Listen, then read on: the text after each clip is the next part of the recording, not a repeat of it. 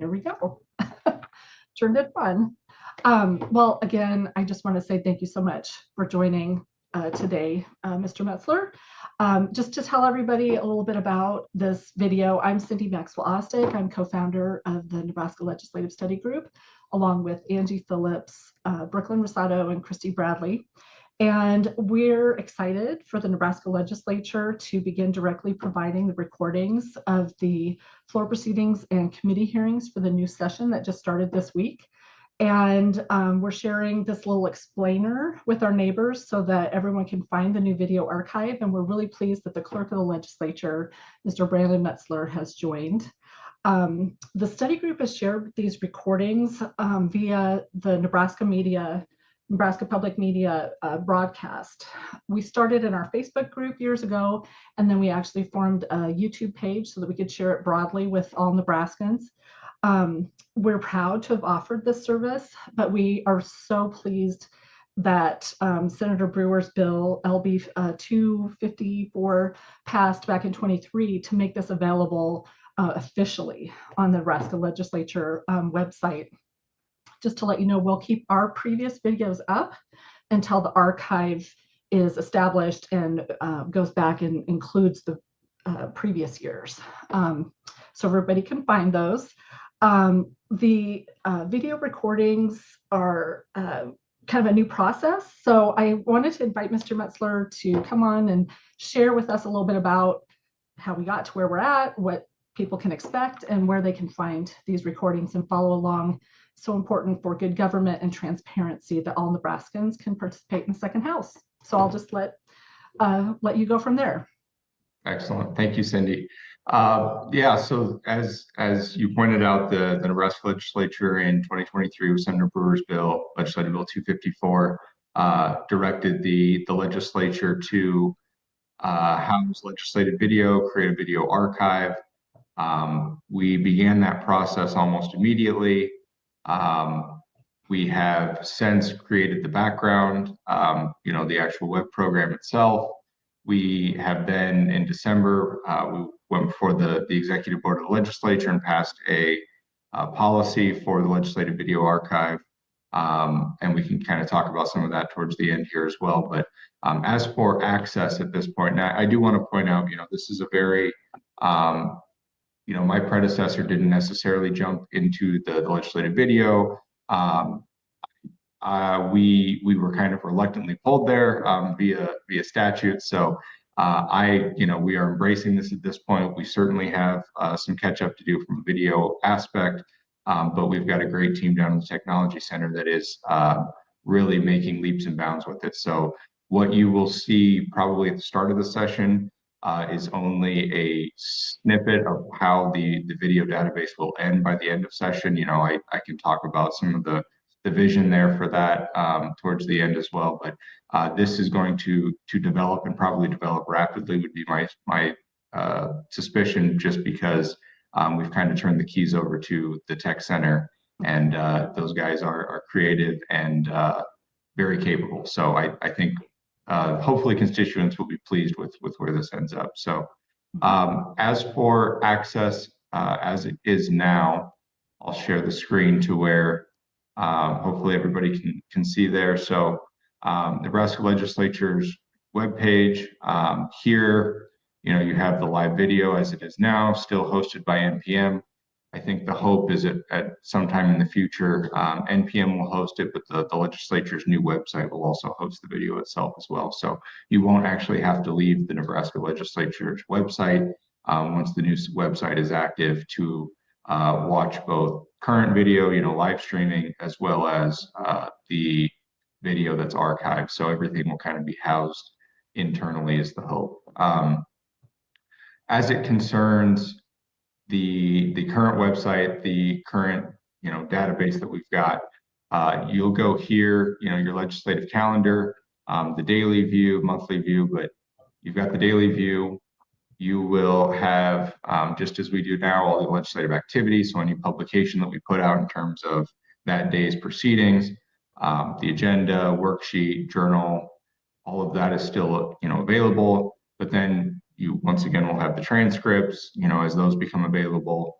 And then this bottom section now here is where you are going to end up with the video session. So as those video sessions become available, those will get posted here for the entirety. So as you can see, we have from yesterday, the entire morning session and the entire afternoon session that was recorded by Nebraska Public Media.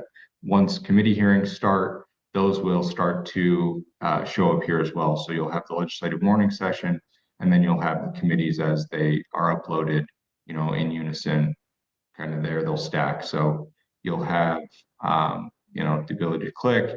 It will take you to Nebraska Legislature's website, the actual database that we have. Again, like I said, this is a very bare bones. I will tell you it's intentionally bare bones. I wanted to kind of do a slow rollout. I don't want to push this too far too fast, but once we have a firm handle on the way it looks, we're happy with the way that the progress is going with it. I think you can expect some exponential growth from there. So by the time we're done with this session, some of the features that we're looking to have, basically negating the need to go to the Nebraska Legislature's website, you can go straight to this database and you can search video by day or by committee right within the database without having to, find the bill page or the daily calendar view. So you could find all video posted here. The other thing that we talked about, the live streaming, we are looking at hosting the live streaming on our website itself. What I'm excited for, and I will tell you internally, I think the legislature is excited for, not well known. So here's a sneak preview for those that are watching, but our tech center has experimented with multi-view. Those of you that have like YouTube TV, when you're watching sporting events, you can watch multiple events at the same time. You will be able to do the same thing with committee hearings. So, from a public standpoint, if there's multiple bills that you're following at the same time on different hearings, you can have different hearings up. You click on the video of the live stream of that hearing, the audio will start playing, and you can kind of jump around to the different hearings. I will tell you from a practical standpoint, as a senator staffer, I think that's very beneficial. And my senator is sitting in the Appropriations Committee, but they've got a bill that's in the General Affairs Committee. I need to be able to watch both of those at the same time and be able to, let the senator know that they're up next for their bill in General Affairs. That kind of ability to multi-view. We've got something similar on our closed circuit TVs here in the Capitol, but to be able to pick which hearings, you don't have to watch everything all at once. If you want to stack multiple hearings, I'm very excited about that personally, and I'm very proud of the Tech Center to be able to implement something like that. So that's gonna be amazing. Yeah, I'm excited. So like I said, there's a lot we're hoping to accomplish with the video database as it starts to grow and we start to get familiar around it. You do have the ability to download the video. This is treated very similar to your online comments. So we do have some safety mechanisms in from our perspective so that, we don't have the bots that are going out and doing multiple downloads at the same time and kind of jamming up the system for those that are using it for productive means. So you can download the video, ask for a verification, and then that video is, downloaded to your computer. So we jumped to the video database through the Nebraska Legislature's website, the daily calendar view. If you go back to our homepage, your other option here is to search by bill number. So what will happen, you're under the 109th Legislature, LB7, you will search it. What will show up down here, granted, we're still very, very early in session. We're recording this on Legislative Day 3, so not all the information is available yet. But what you will see is the items down here will start to populate. So you'll have, as amendments get filed and considered, but then those related transcripts for those that are familiar with bills from previous years.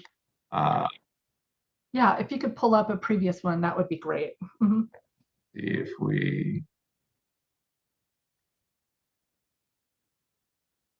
So, you got your pending amendments, you've got your considered amendments, and then you've got your related transcripts here. So if I wanted to see the floor debate of when these were mentioned, what will happen basically is you will have an additional drop down, or I guess, series of boxes here that will talk about the video. So each place you see the ability to view a transcript, you will see probably first, because the transcript is often on a delay, you will see the ability to view the video for that day. So it's not time stamped. I will say that the legislature has made it clear that they don't want, time stamps. They will, just as we present the transcript in its entirety, you'll be presented the video in its entirety. So you may need, if it's the floor debate for LB5, you may need to jump to when LB5 is being discussed, but you will be able, for that day's hearing, to be able to pull up, the video just as you do the transcript now. So you'll just have to kind of scroll through to find what you're looking for. Yeah, you'll have to jump, but I don't, I say nothing in our system, these just got referenced today. So we don't have any of this information in here yet, but as soon as that becomes available, those bills get referenced to committee, those videos will start to populate on the bill page itself. So if you're interested in a specific bill from this legislature, you can always monitor the bill page itself to see if any of the videos have populated. Alternatively, like we said, you got that daily view of the calendar, and your video sessions will start to populate there as well. So when will these be available? I know there's a few days built into the kind of expectation. Yeah, the way that the policy reads that the exec board approved, it's no more than 2, I believe it's legislative days. I have to look, it's either calendar days or legislative days. So we fully expect that if you have a hearing in the evening or a floor session that morning, they're going to be available within 24 hours, probably that next morning. Nebraska Public Media sends the Nebraska Legislature those videos overnight after they've been recorded. The exception will be those videos or those committee hearings in which it goes late into the night. You're talking 8, 9, 10 o'clock. Oftentimes those files get very big, and just by way of that big of a file that late into the evening, they're not going to hit that midnight deadline. So that may be sometime that next day. It is, almost zero, I would say, the amount of times that NPM has not gotten us a video within 24 hours outside of some, act of God, and that's written into our policy as well. So I will say that if, we've had the, as our tech center likes to call it, the squirrel in the transformer moment where, the systems go out and the video is just, lost, not created, etc. If we can't get anything from Nebraska Public Media, obviously we can't present that, but that is baked into the policy, and our expectation for 99.9% of videos is that they'll be available next day, but we do have that 2-day just in case. This makes me want to ask a question, because there are times when there were glitches from various, like Nebraska Public Media, or like the power went out at the legislature last year, I think, at one point. Will there be some sort of notation so people will understand what happened? I didn't ever have that capability to kind of show people why it went dark, or maybe that it was down for 20 minutes, and so they could try to understand when they were getting back onto view. Does that make sense? Yeah, if we lost an entire video, I certainly would, we've got the capability on the database to put explanations in as to why the video is unavailable. We certainly expect to, if that were to happen, we would immediately inform, that database as to why the video is unavailable. If it were to go down mid-session, and then, be brought back up, some of that, we aren't doing any of the video editing. That's why you don't see the timestamps and that sort of thing. We're presenting the video as we receive it. We don't have any, video editors on staff or anything. So as for please disregard, our technical difficulty sort of thing. And, in the middle, we don't have that capability at this point. Not saying we can't, down the road look into, depending on the popularity of this and how much it's used, start to expand some of our capabilities. But at this point, it will just have, the way it has now from NPM, whatever NPM broadcasts across your television is what you will see, from an upload standpoint. One of the times last year, when they were having a little trouble, they showed Cameron the cat outside on the steps. So it was kind of fun to see him on the screen. Well, and I do want to ask if you could just share a little bit with people about how this is not the official transcript and maybe why people will notice that there's a kind of watermark on the, and what the purpose or what uses are allowed for these videos. Yeah, so both within the statute and the policy, the Nebraska legislature has been very clear that this video is for educational purposes. We've kind of, as we worked through this, both the legislature itself and those that are responsible for the video, we were trying to get at what's the goal? What are we trying? Why do we need legislative video presented? And that primarily came down to, I missed the hearing. I was, out. I was working that day, couldn't see it. Senators, I was in a different committee. Staff, my senator was in a different, whatever it could be. So it's important that we have the video available for people to catch up and be educated on what happened in committee. We do not want it used for commercial or political purposes. The point is not to present video in such a way that we can have gotcha for politicians and run ads against them, based on this video that NPM's running. And I will tell you, there's concerns from our standpoint. NPM is providing us a service. We don't want to jeopardize any of their licensing should that video be used for political or commercial purposes. So it's important for us that we put in those safeguards. And then, as technology develops, we're already starting to see the boom of artificial intelligence and manipulation of videos, deep fakes, that sort of a thing. The legislature has put emphasis on the fact that this video needed to be watermarked in such a way that you could still make out, what was being said, facial cues, that sort of a thing, but dilute the video enough through watermark that it couldn't be used to run, say, on an ad, or to be manipulated in such a way that you could take that video and run it as a deep fake. So that watermark is going to be presented on every video. We're looking to make sure that